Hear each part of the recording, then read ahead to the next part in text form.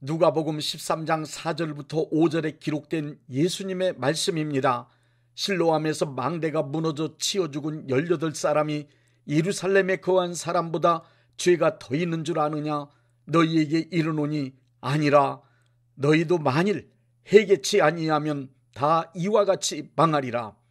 하나님의 공의로운 법은 죄를 지은 사람은 반드시 죄값을 치르도록 정해져 있습니다. 야고보서 1장 15절 말씀에 의하면 죄는 점점 더 성장하며 결국은 사망에 이르게 됩니다. 그리고 심판을 받게 됩니다. 하나님의 공의로운 법 앞에 죄인이 자기가 지은 죄를 해결하고 살 수 있는 방법은 예수님의 보혈을 믿고 회개하여 하나님의 용서하심을 받는 길 뿐입니다. 그 외에 다른 방법은 없습니다. 요한일서 1장 7절 말씀에 의하면 예수님의 보혈은 우리를 우리의 모든 죄에서 깨끗하게 하실 수 있습니다. 예수님 보혈의 공로를 믿고 의지하는 사람들에게 요한일서 1장 9절에 죄사함을 분명하게 약속하셨습니다. 만일 우리가 우리 죄를 자백하면 그는 미쁘시고 의로우사 우리 죄를 사하시며 우리를 모든 불의에서 깨끗하게 하실 것이요. 오늘은 우리의 죄를 용서하시기 위하여 베풀어 놓으신 은혜의 표적인 예수님의 보혈에 관하여 말씀드리겠습니다. 먼저 예수님의 보혈이 어떻게 우리의 죄를 사하시는 은혜가 될 수 있는지 그 이유를 자세히 설명드리겠습니다. 예수님의 보혈이 우리의 죄를 사해 주시는 은혜가 될 수 있는 이유는 예수님의 보혈을 유일한 속죄의 원리와 방법으로 하나님께서 직접 정해 놓으셨기 때문입니다. 죄를 지은 사람이 예수님의 보혈을 의지하고 회개하여 죄사함 받는 방법은 인간이 고안해서 만든 교리가 아닙니다. 히브리서 9장 22절에 피 흘림이 없이는 용서함이 없다는 말씀대로 피는 인간의 죄를 용서하시기 위하여 하나님께서 직접 만드신 속죄의식으로 성경에 기록되어 있습니다. 레위기 16장에 의하면 구약의 속죄의식은 죄 있는 사람을 대신하여 흠과 티가 없는 짐승이 피 흘리면서 죽는 것으로 정해놓으셨습니다. 죄 지은 인간이 짐승의 머리에 손을 얹는 의식을 통해 자신이 지은 죄를 짐승에게 전가시켰습니다. 인간의 죄를 뒤집어 쓴 희생양은 피 흘리면서 억울한 죽음을 당해야만 했습니다. 구약시대엔 수많은 짐승들이 죄 지은 인간들을 대신하여 피를 흘리고 죽었습니다. 신약에서는 수많은 짐승들이 아니라 전혀 죄가 없으신 하나님의 아들 예수님 한 분에게 적용하여 십자가에서 피 흘려 죽게 하셨습니다. 요한복음 1장 29절에 세례 요한은 예수님을 세상 죄를 지고 가는 하나님의 어린 양이라고 했습니다. 십자가에서 예수님이 흘리신 피의 가치는 이 세상 모든 인류가 저지른 죄값을 치르기에 충분하다고 하나님이 인정하셨습니다. 하나님은 예수님께서 십자가에서 흘리신 피를 전 인류가 저지른 죄값으로 받으셨습니다. 하나님은 예수님께서 흘리신 피를 보시고 죄인들을 향한 진노를 가라앉히셨습니다. 그래서 전 인류가 저지른 죄값으로 예수님께서 흘리신 피를 베드로전서 1장 18절부터 19절 말씀에서는 보혈이라고 부르는 것입니다. 예수님께서 십자가에서 흘리신 보혈의 공로 의지하여 지은 죄를 회개한 사람은 죄사함을 받음과 동시에 4가지의 복된 사건을 경험하게 됩니다. 첫째, 평안을 얻습니다. 사람이 죄를 지으면 가장 빠르고 크게 반응하는 것은 양심입니다. 죄를 짓고 나면 죄 지은 느낌, 즉 꺼리끼는 양심이 시작됩니다. 지은 죄에 대한 벌을 받게 될 것이라는 느낌, 즉 죄책감이 강하게 일어나기 때문입니다. 죄책감에 의하여 기쁨과 평안이 사라지고 불안과 두려움에 사로잡히게 됩니다. 이런 지경이 되면 삶이 괴롭고 고통스러워지며 대인관계도 힘들어집니다. 기도, 찬송, 예배 그 어떤 신앙의 행위도 온전하게 할 수 없게 됩니다. 죄책감을 없애보려고 남 하나는 착한 일이나 그 밖의 봉사활동을 하고 헌금을 많이 하는 이도 있습니다. 혹 도피를 하거나 고행의 길을 걷기도 합니다. 죄책감을 없애보려고 심리적 방어 기제들을 비롯한 여러 가지 방법들을 다 사용하지만 모두 무용지물입니다. 지은 죄로 인해 양심에 일어난 죄책감을 잠잠케 할 수 있는 방법은 없습니다.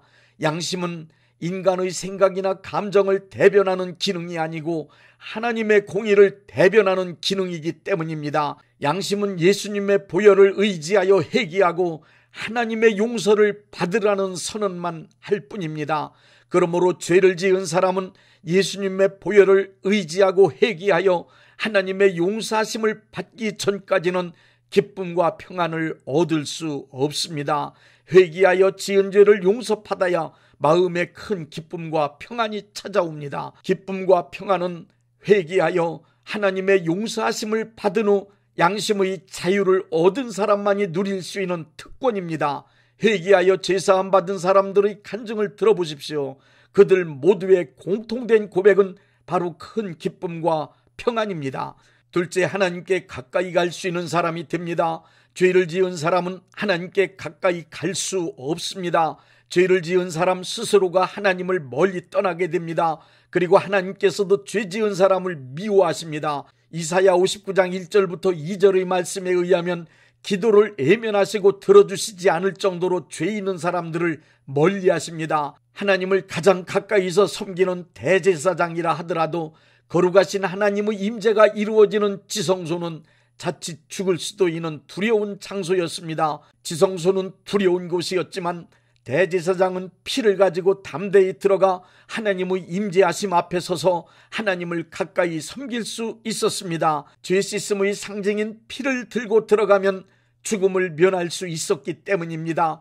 그 방법은 달라졌지만 오늘도 마찬가지입니다. 비록 죄 많은 인간의 처지이지만 예수님께서 흘리신 보혈의 공로를 믿고 의지할 때에만 두려움 없이 담대하게 하나님께 가까이 나아갈 수 있습니다.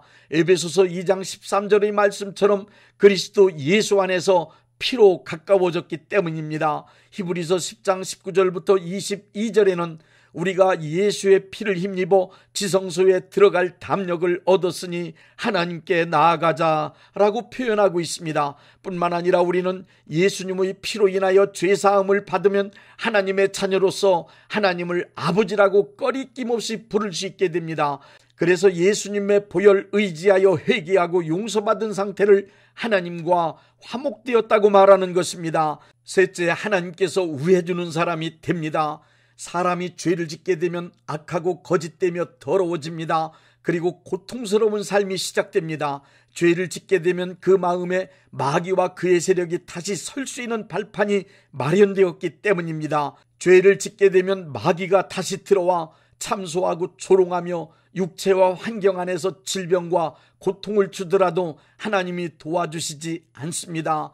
지은 죄들이 완전히 제거되지 않으면 마귀의 역사가 일어나더라도 하나님은 보호하시거나 도와주시지 않으십니다. 그것이 기록된 말씀인 성경의 이치에 맞습니다. 그러나 지은 죄를 회개하여 용서받은 사람의 마음과 환경엔 마귀와 그의 세력이 설 자리가 없어집니다. 하나님은 회개하여 죄의 용서하심을 받은 사람의 편에 서셔서 마귀와 그의 세력을 처리하십니다.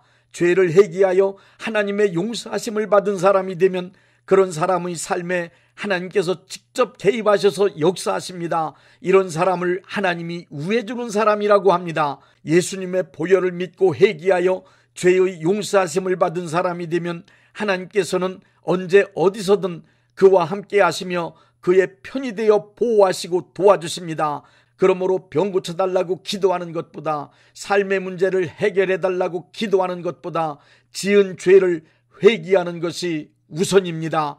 로마서 8장 31절, 만일 하나님이 우리를 위하시면 누가 우리를 대적하리요. 로마서 8장 37절, 이 모든 일에 우리를 사랑하시는 이로 말미암아 우리가 넉넉히 이기느니라. 이러한 말씀들이 현실에서 이루어집니다. 그러므로 회개하여 죄사함을 받은 사람이 되면 사탄보다 유리한 위치에 서 있는 사람, 하나님과 가까이 친밀하게 지내는 사람, 하나님이 동행하시며 하나님이 우애해주는 사람이 되는 것입니다. 넷째, 성화되는 길에 들어서게 됩니다. 크리스찬으로 거듭난 후 우리는 완전한 성화를 이루어 예수님 닮은 하나님의 자녀가 되기 위하여 최선을 다하여 달려갑니다. 하지만 기대와는 다르게 자주 넘어짐을 경험하며 실망할 때가 많이 있습니다. 그럼에도 불구하고 죄로 인하여 넘어질 때마다 우리가 필수적으로 해야 하는 일이 있습니다. 회개하는 일입니다. 우리를 넘어지게 만드는 육신의 정욕, 육신에 남아있는 죄를 짓던 습관, 거듭나기 전 죄를 짓던 친숙한 환경, 틈만 나면 침투하는 마귀의 세력을 이길 수 있는 방법은 예수님의 보혈을 의지하여 날마다 회개하는 길 뿐입니다. 어떤 모양의 죄를 짓던 죄를 지을 때마다 그냥 넘어가지 않고 예수님의 보혈을 의지하여 철저히 회개하다 보면 일상의 모든 삶에서 죄 짓는 일들이 하나 둘씩 정리됩니다. 내가 지은 죄로 인하여 아파하고 슬퍼하며 진심으로 회개하다 보면 어느 순간 성화되어 예수님 닮은 하나님의 자녀로 성장하고 성숙한 자신을 발견하게 될 것입니다. 예수님께서 흘리신 보혈의 능력을 믿고 회개하는 것이 곧 성화로 가는 방법입니다. 회개가 어려우면 성령님의 도우심을 구하십시오.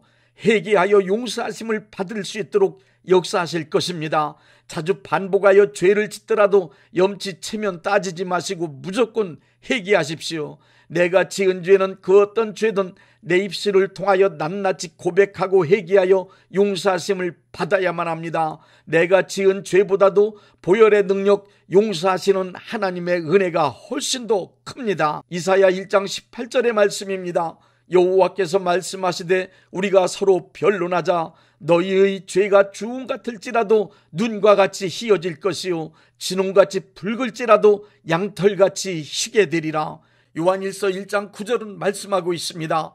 만일 우리가 우리 죄를 자백하면 그는 미쁘시고 의로우사 우리 죄를 사하시며 우리를 모든 불의에서 깨끗하게 하실 것이요